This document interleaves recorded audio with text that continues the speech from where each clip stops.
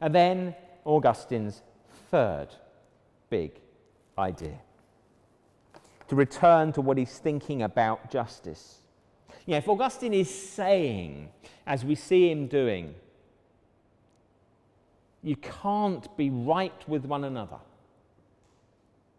unless you're right with God. You cannot order your communal life properly unless you subordinate it to a love of God. How on earth does that play out?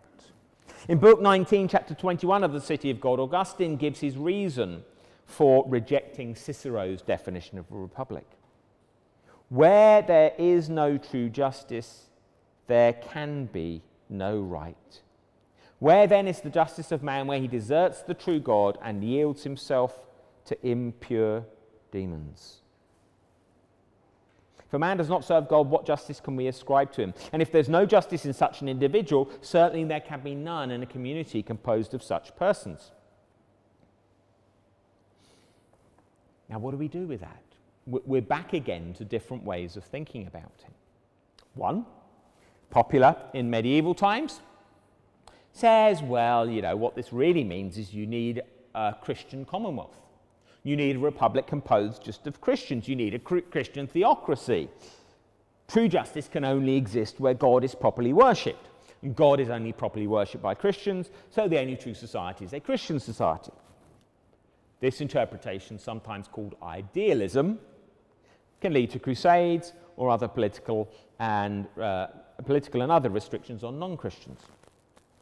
Now, others, recognizing there can be no such thing as a Christian society in the present world because of the mix of Christians and non-Christians in all countries, they take the view that Augustine is clearly teaching that a Christian commonwealth is impossible in this world.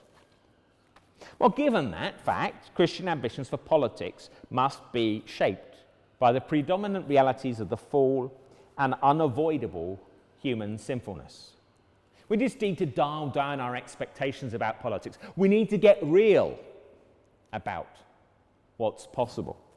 This interpretation, known as Christian realism, was the dominant approach of Christians moving in American political circles in the early years of the Cold War.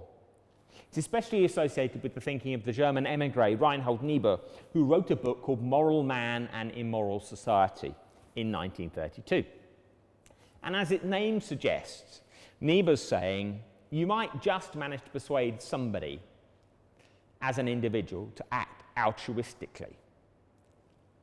But your chances of being able to get a group to do it go down and down the bigger the group gets. So the central idea of Niebuhr's Christian realism is that we should not expect Christian thinking to change radically the nature of politics. The best we can do is grin and bear this present time of sin and selfishness, whilst we look forward to eternal life and the world to come. In 1970, Robert Marcus published a book giving a compelling third interpretation of Augustine's social thought. The book is called Saeculum.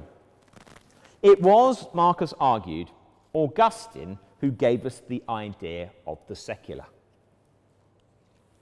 It was Augustine who gave us the idea that there was a temporary time in which government and the church are different authorities focusing on different things.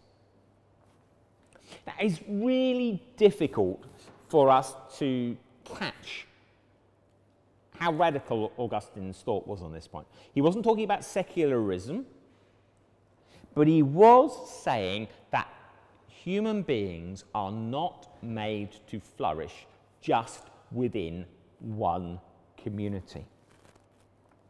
You see, the ancient Greek dream was that each individual was part of a prosperous household, and that household provided for its members most of the functions of the welfare state and employment and so on.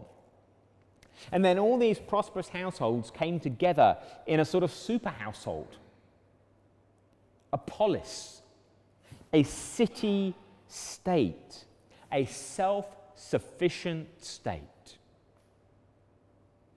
The dream of the self-sufficient state seems to die hard, doesn't it?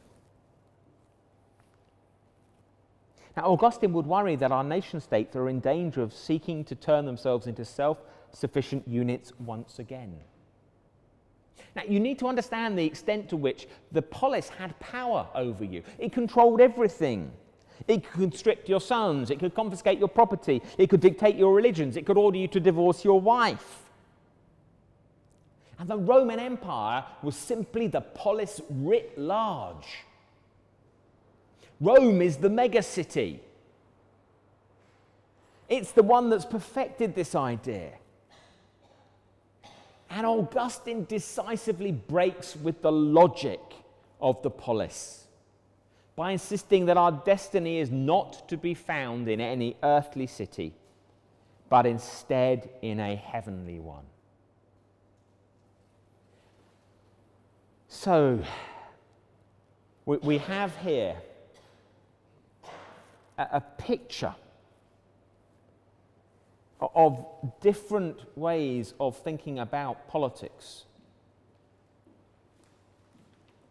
not involving idealism, expecting too much, or realism, expecting nothing. Now, it's difficult to find a term to describe this. It's a view of law that recognizes the integrity of the secular space, but is not secularist. It acknowledges the shortcomings of human judgment, and therefore allows, like liberalism, freedom to disagree. But it does not think anything goes. It stresses the limitations of the abilities of laws to change hearts, and so I've called it limitism in the past. And it makes governments accountable to higher laws, as constitutionalism does.